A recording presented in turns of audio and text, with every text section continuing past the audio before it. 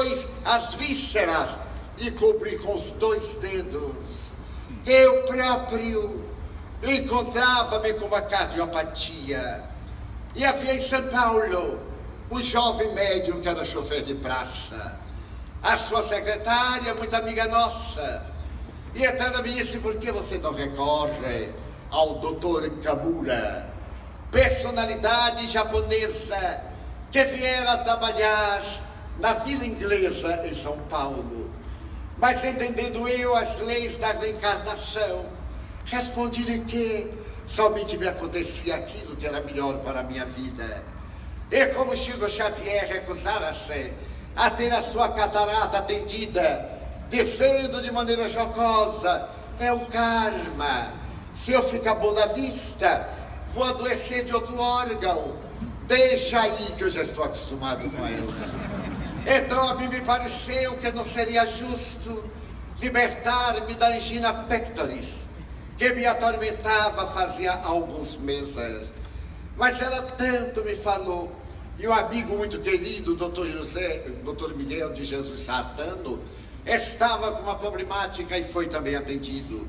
Eu resolvi aceitar, e naquela noite inesquecível, o espírito incorporado no médium, modesto e analfabeto, que era incapaz de enunciar a letra R, dizia, por exemplo, malso, terça-feira, e ao incorporar o Dr. Kamura, falava fluente, correntemente a língua portuguesa, embora a dificuldade dos japoneses em enunciarem a língua portuguesa.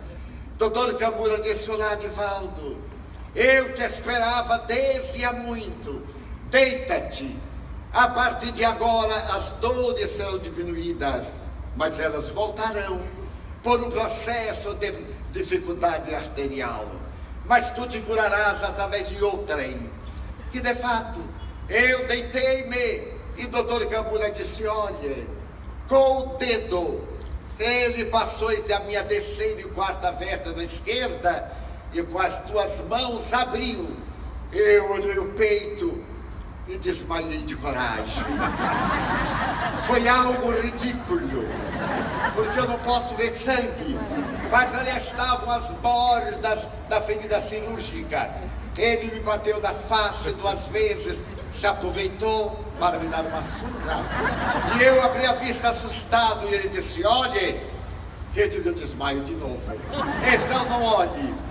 E depois mexeu no meu coração e fechou com os dedos, e com os dedos ele pareceu colocar 5 grampos que deveriam ser arrancados 3 dias depois. Levantei-me num pós-cirúrgico, não podia ficar de pé. Foi necessário nos auxiliares sentar-me numa cadeira de rodas. Fui levado para casa em maneira especial. No 3º dia tive náuseas, um pós-operatório desagradável, e desapareceu completamente a problemática cardiológica. Mas como estava no meu karma, 5 anos depois, ela voltou suave, como a fantasia de um enlouquecido, e foi crescendo. Como eu já conhecia, mantínhamos relações diplomáticas de amizade. Então eu comecei a usar vasodilatador, recordilo, e as dores eram tremendas, até que estando com Swami Sai Baba, lá no seu ashram, ele colocou o dedo entre a minha terceira e quarta vértebra e me perguntou: que queres de mim? Eu disse: nada, Swami, eu não necessito de nada. Que queres de mim? Nada, eu sou uma pessoa muito feliz. E depois de empurrar com mais força: que queres de mim? Eu me lembrei que era cardiopata. Até então eu não me recordara, porque eu estava tão feliz e acostumado à dor, que uma dor a mais, uma dor a menos, nunca faz diferença. Ele então empurrou com toda a força e disse: o coração, como vai? Eu digo: vivendo. E enquanto ele viver, também eu viverei. E ao me levantar, estava absolutamente curado, até hoje, 26 anos depois. Não há como encontrar-se uma solução senão de natureza transcendental, de natureza paranormal, de natureza mediúnica com Gamura e anímica com Sai Baba. Mas isso não é importante, porque afinal eu sou uma figura comum. Vai a comissão da NASA visitar Arigó. E depois de constatar a excelência do trabalho do Dr. Fritz, vai esse grupo visitar Chico Xavier. Asseverava-se que bastava entrar na aula de Chico Xavier para sentir-se paz. Essa paz a que se referiu Jesus naquele discurso inicial. Eu vos trago a minha paz. A doçura do Chico, os seus olhos travessos e estrábicos repousavam sobre nós e o doce encantamento se nos apossava. E eles colocaram sensores no tórax, sensores na cabeça, sensores nas coxas, para medirem a aura, para medirem a irradiação do perispírito do médium Xavier. E constataram que a sua irradiação alcançava 21 metros, enquanto a nossa alcança 2 centímetros. Era um dado que foi consagrado. E quando eu lhe perguntei, mas Chico, você não acha que é um abuso 21 metros e nós termos 2? Bem, tentei, porque muita gente não tem nada, coitado. Atravessa a escuridão e tem uma borra que o envolve. E você vem pra cá com 21 metros, um número quase fatídico, 3 vezes 7. E ele diz assim, ai, Divaldo, eles se enganaram. Qual seria essa aura? Veja bem, não é nada. E uma luz irradiante sai ali do peito, que ele cobria com um paletó usado e gasto. Então a mediunidade permitia o exame loco. Quando visitei Arigó na cadeia, também já estive na cadeia, para visitá-lo, ele tocou em mim e disse, quer que eu faça alguma cirurgia? Eu perguntei, mas eu necessito. Era o dia 5 de janeiro de 1965. Ele disse, você não. Daqui a pouco eu vou trazer o necessitado. E dentro do cárcere, porque o Brasil é fantástico. Ele foi preso porque exercia ilegalmente a medicina. E na cadeia ele curava porque era médium verdadeiro. E a primeira pessoa a curar foi a esposa do delegado de polícia, que tinha um câncer. E ele operou-a. E o delegado disse, agora você vai ficar no meu gabinete para continuar com as atividades mediúnicas. E como ele foi levado a uma cidade perto de onde vivia, não havia veículo. Ele foi no seu próprio carro para a cadeia, para ajudar a lei. E me disse, pois é, Divaldo, as pessoas dizem que eu não sou espírita. Eu sou de coração, mas eu nunca li o livro. Não me dão tempo. Eu trouxe o evangelho, mas eu não pude abrir, porque a fila está aí fora, na cadeia, para ele atender. E o evangelho estava na alma, porque ele se deu integralmente até o momento da partida. Esta ciência na mediunidade, que nos oferece a certeza inabalável de que somos imortais, veio abalar o materialismo dialético, veio perturbar o iluminismo francês, veio desencaminhar o materialismo mecanicista, que através da organização da ciência estabelece nec plus ultra de como devem ser trabalhadas as coisas. E tanto Arigó como Edson Queiroz violentava todas as leis da ética e dos procedimentos cirúrgicos. Mas a mediunidade demais enflorescida, quando aqueles que morreram voltam e enxugam nossas lágrimas, dizendo-nos que estão vivos e que nós iremos encontrá-los, dando-nos uma ética moral de consequência religiosa. Qual o ser mais perfeito que Deus ofereceu à humanidade? Questão 625 do Livro dos Espíritos.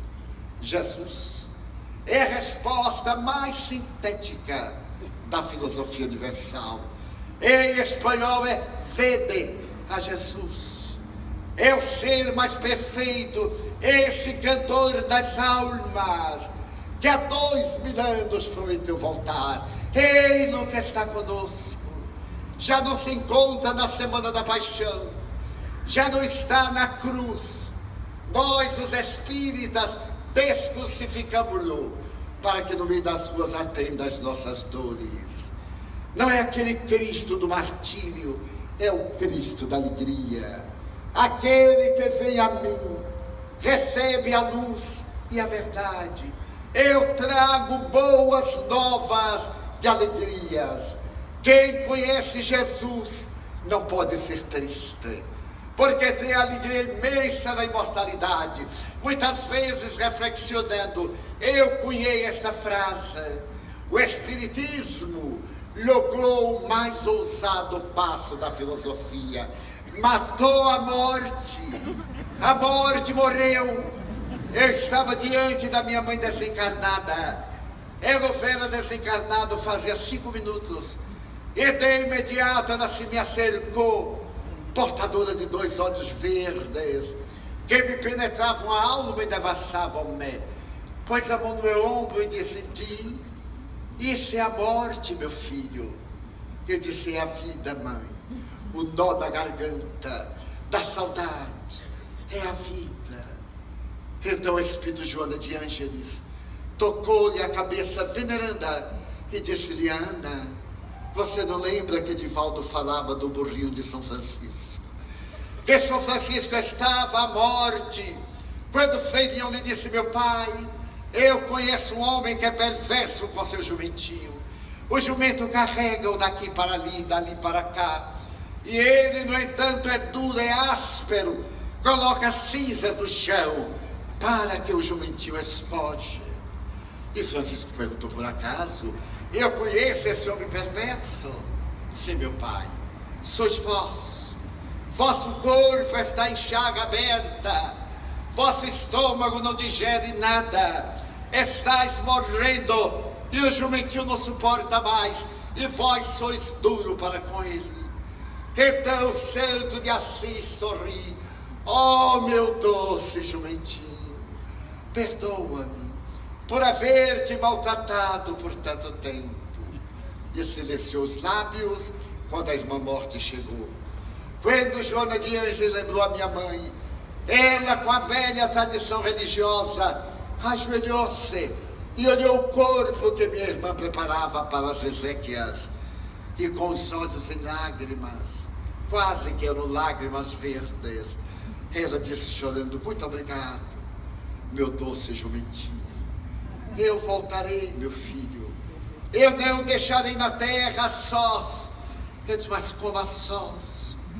Tenho uma irmã, eu tenho na humanidade os meus irmãos. Não, meu filho, não me venha com essa. Você não tem ninguém. A sua irmã necessita de você e não você dela. Então voltarei para estar ao seu lado. E eu, tomado de angústia, disse: mãe, não volte mais. A senhora sofreu tanto aqui na terra, não volte mais. Os bons espíritos me dizem que há um lugar reservado para a sua alegria, em nome do Senhor, a quem tanto a senhora amava. E ela disse: meu filho, você quer discutir com sua mãe na hora da morte? Eu silenciei, e uma semana depois eu estava na cidade de Castro, no Paraná, e falava sobre a mortalidade da alma, quando ela me apareceu a 5 metros, e olhando para mim me disse: Di, eu voltei. Estava vestida no tecido que eu lhe dei com meu primeiro salário. Diga-lhes que ninguém morre, meu filho. E eu falei da imortalidade, e ela nunca mais me deixou.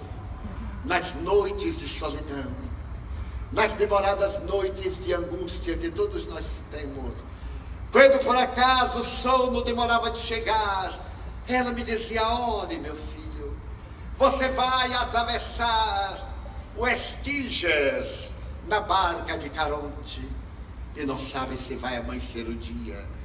E quando por acaso ainda hoje eu desperto pela manhã, ela sorri e pergunta: já orou, meu filho? E eu lhe digo à carioca: mãe, estou chegando agora, dê-me uma chance. Olhe, meu filho, você vai viajar com o sol e não sabe se chegará o crepúsculo, porque a ternura de mãe é especial. É certo que há mães que enlouqueceram, é certo que há pais que se desequilibraram, mas Deus está presente na maternidade. E Jesus nos ensinou a sermos, como escreveu Nietzsche, o filósofo materialista e pessimista: o verdadeiro amor é quando nos sentimos mães uns dos outros. Quando sentimos o coração transbordar de ternura materna. Quando desejamos carregar a criatura e estreitá-la no braço docemente, como fazem as mães. Então a doutrina espírita é Cristo de volta. Talvez não cure a nossa enxaqueca, nem a unha encravada, talvez, mas vai curar a alma, de onde procedem todos os males. Curar o efeito sem remover a causa é transferir a recidiva, porque o mal volverá. Mas se nós melhorarmos do corpo e da alma, desaparecerão as matrizes do nosso infortúnio e então teremos felicidade. Eis porque Amélia Rodrigues, aparecendo-me no dia 5 de maio do ano de 1947, me disse: vamos fazer uma viagem à Palestina.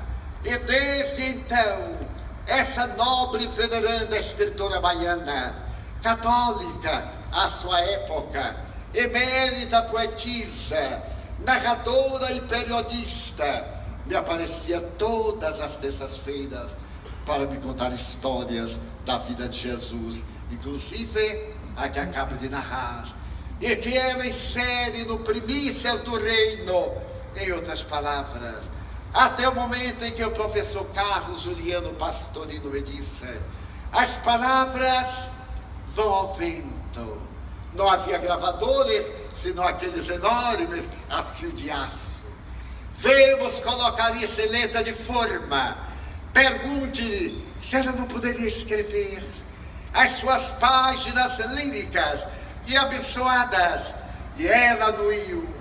E através dos anos, desde primícias do reino até quando voltar a primavera, várias obras em número de 11, narrando-nos a Galileia pobre, a Judeia rica, mas acima de tudo esse homem que é escrito em nosso coração, vai ao nosso cérebro, sai pela nossa boca e atende o mundo através das nossas mãos.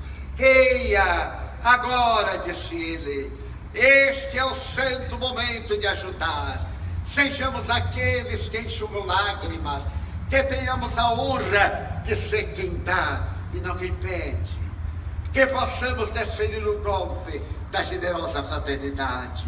E então, ao invés da queixa, da reclamação, ao invés do tormento, possamos dizer: meu Deus, eu gostaria de dizer-te que amo a vida, que para mim é bela e é consentida. Muito obrigado, Senhor, porque eu posso enxergar o céu, a terra e o mar, a andorinha que paira no ar, compreender as flores de todas as cores.